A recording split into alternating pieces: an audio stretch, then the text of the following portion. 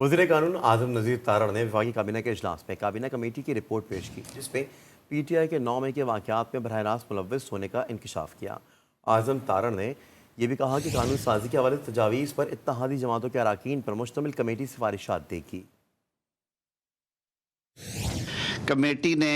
यह डिटरमिन किया है कि having reviewed the information documents and material provided to the committee, this committee is of the determined view that responsibility for events rest exclusively on the leadership of PTI। एक जमात है जिसने ये सारा कुछ तैयार किया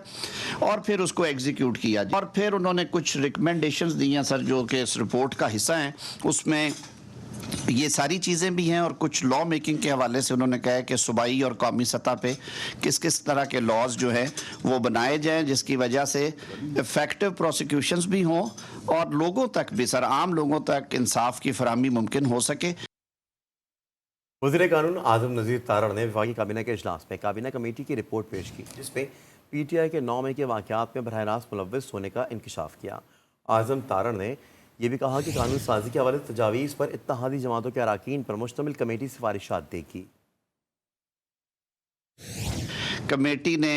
यह डिटरमिन किया है कि having reviewed the information documents and material provided to the committee, this committee is of the determined view that responsibility for events rest exclusively on the leadership of PTI। एक जमात है जिसने ये सारा कुछ तैयार किया